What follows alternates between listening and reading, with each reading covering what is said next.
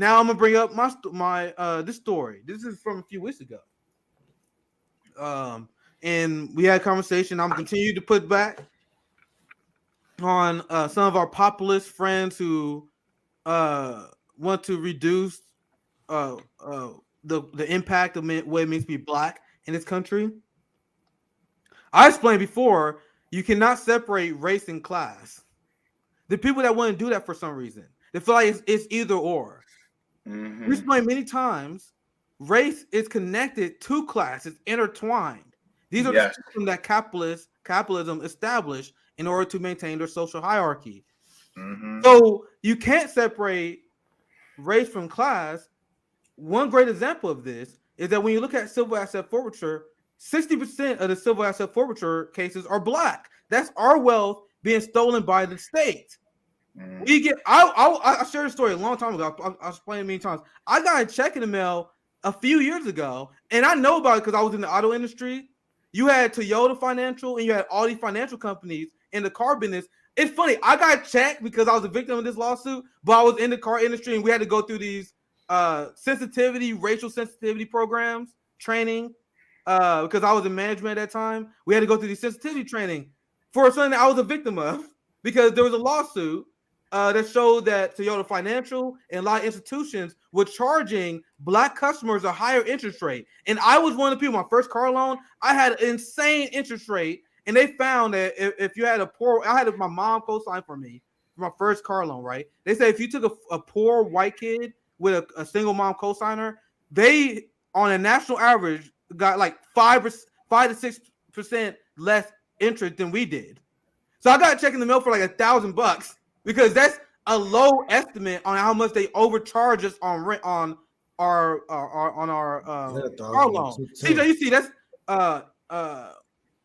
that's how black wealth cannot compete and continue to get dragged behind on white wealth. That was and guys, I know this because I was in the car industry. That number was lowballed because they come with a settlement and then they negotiate it down.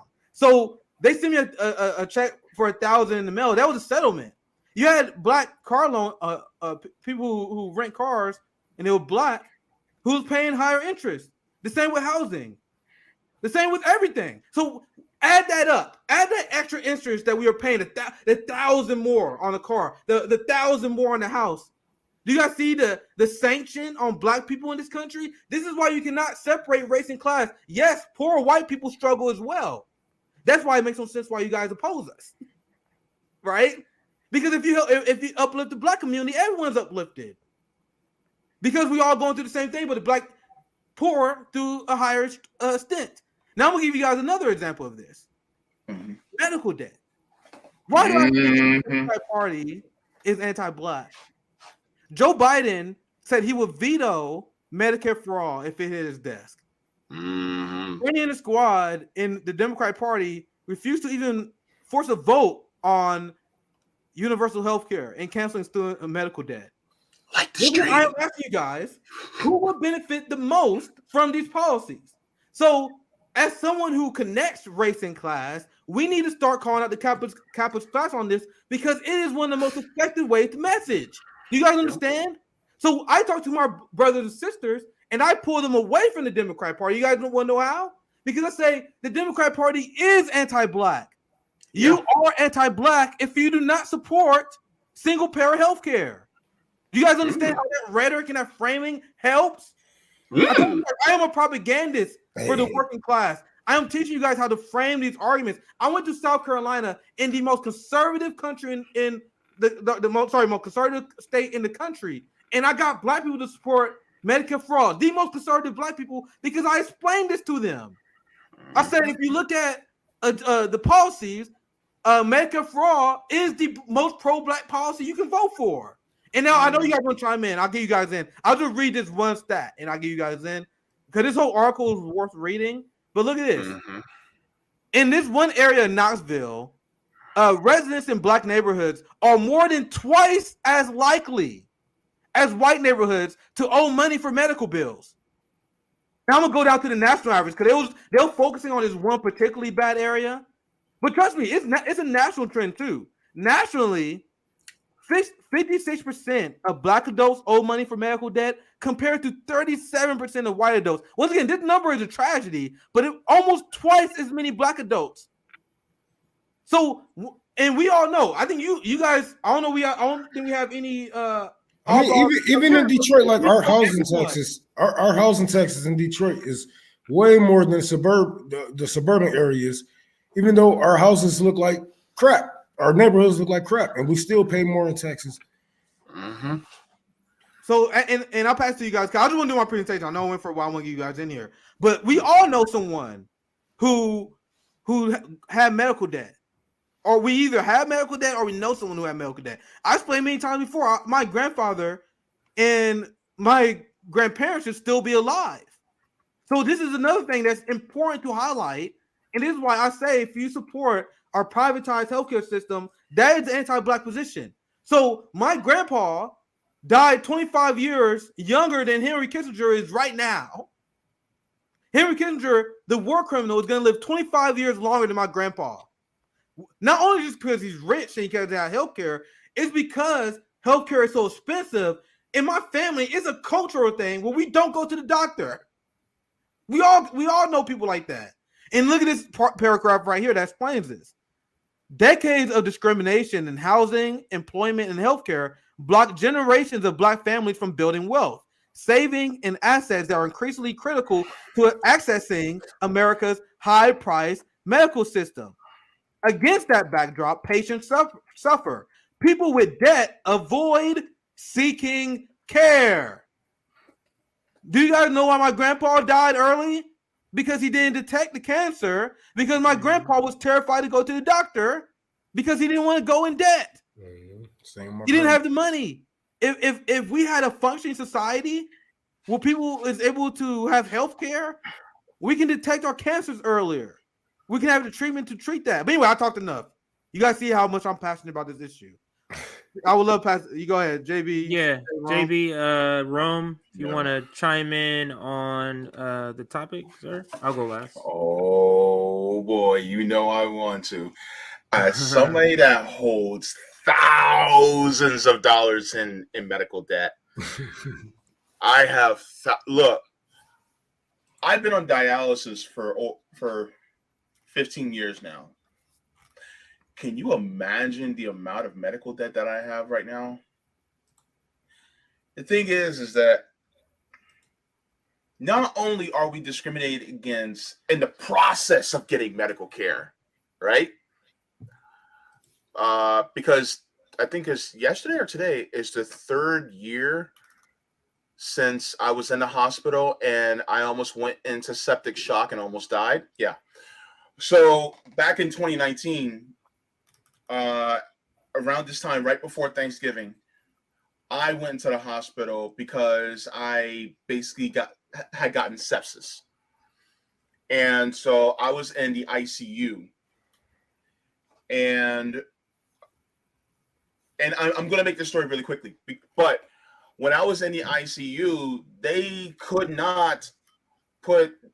get an accurate blood pressure on me. So they needed to do what was called an arterial line, right? But an A line is an apparatus that actually measures your blood pressure through a sensor that goes inside your artery. But they couldn't put it inside any of my arms. One, because one of them I couldn't use because of dialysis and I'm a hard stick. So you know what they had to do? They had to put an arterial line and a central line in my groin. They didn't knock me out. They only used local anesthetic. I felt everything.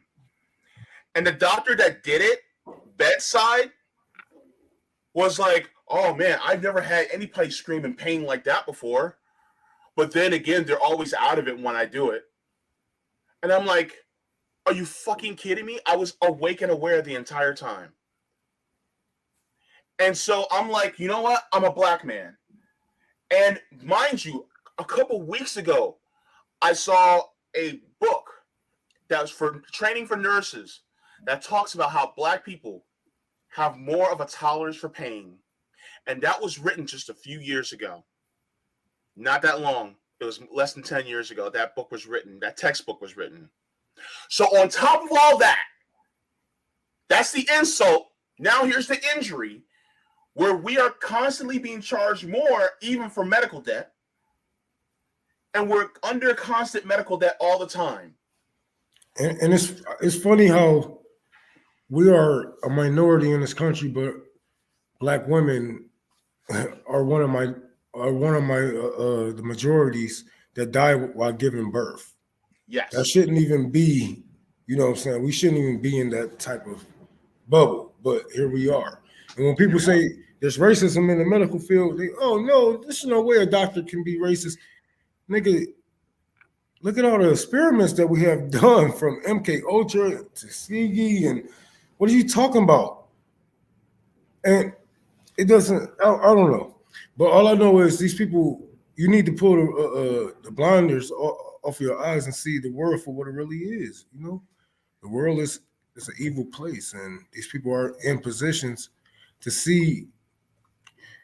I don't know how many doctors that kill, how many ID channels and all that murder porn is going to take to see that these doctors really don't give a fuck. They're there for a check. They're there for this and that, or they're there for their people. I'm not going to say all doctors are bad or evil, but the majority of them move for the insurance company. If not, let's be real. Like, they're there for that fucking money. I don't give a fuck about you. This is the easiest way I can kind of explain when we say race is class, class is race. One way you can look at it is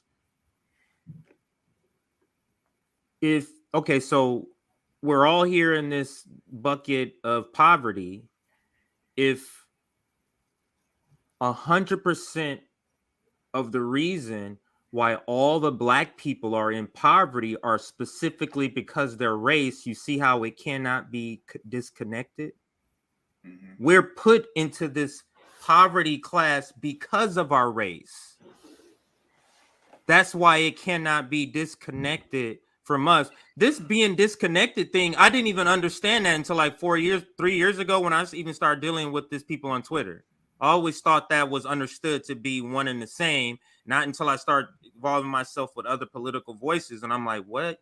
People think that's separate? I didn't understand people even thought that that was a thing until I started talking about politics. It's one and the same. It's really, to me, it's something that other people just simply don't have the capacity, Rome, Nick, and JB, to even really grasp the concept, because really it's just something that Black people have experienced. Like, what other race, what other ethnicity, what other category can say I'm poor because of this other category? No women can't say I'm put into being poor because I'm a woman. I'm put into being this because but we can say we're forced into poverty because of our skin color. Yeah. I just need to address this. Number one, okay. Do you not hear what we said? We were talking about how this actually affects us because of our race too. There are rich Black women that have actually went through this too. It's not just class. No, with Black people, class and race are in a mix. We cannot separate it because it happens to us. How many times have somebody who had money was stopped by police and were discriminated against? Unless they're super famous, it happens. Hell, Dave Chappelle even talked about it. So if they can talk about when the criminal justice system, it definitely does happen to us, even in the medical system, in the medical field. So please miss me with that bullshit and talk about, oh, it's just class. No. Because you're still, look, even a rich Black person is still discriminated against. They're still discriminated against, even if they have money. So that's the thing. And so you can talk about, oh, well, it's just about class, when guess what? We live in a white supremacist nation.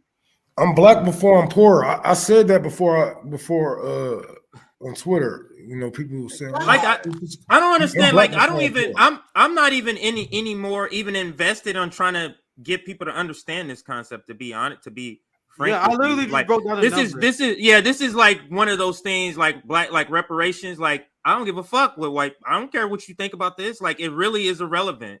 But Yeah, we're so- trying. We're just explaining it in that context. I mean, I literally broke down help. the numbers. And I don't care if you don't get it. Like, I don't get it. I Yeah. don't care if you don't get it. Yeah, this is not the channel for you. Then I guess there's gonna be many there are many white channels that are gonna tell you guys race relations in this country is great.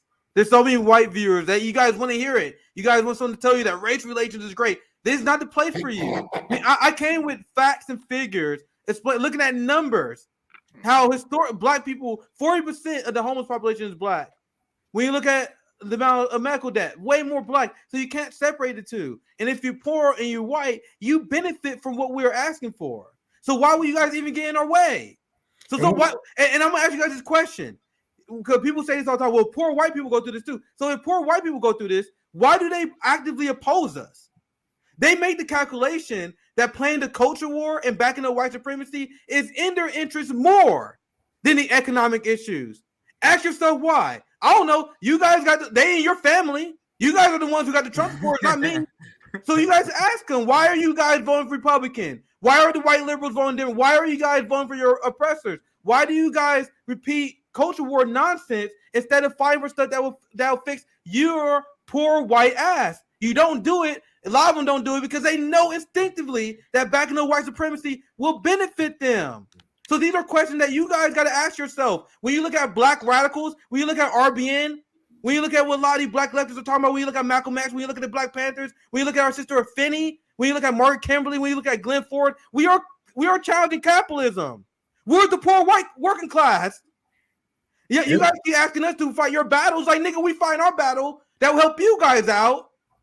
And you guys are fighting us. And it's not even just about the you know what I'm saying, the medical aid and whatnot, nigga. Look at how many shootings are targeted towards blacks and minorities from the white people. Like, y'all really have to get y'all people in line before y'all ever come over here and try to talk about what we need to be talking about, what we need to be doing. Because I just seen a live shooting of the Buffalo shooting again. And it was many more shootings after that they don't promote. So check your people before you ever go. And I do want to address this as well, because we do acknowledge all the time, and we love our white allies. But the real white allies are not going to try and say, "Oh, stop talking about race and class." Stop talking about so the real white allies hear what we say, and they say, "Okay, we understand where you're coming from." The people we don't fuck with are the white people. Like, "Oh my God, stop mentioning this.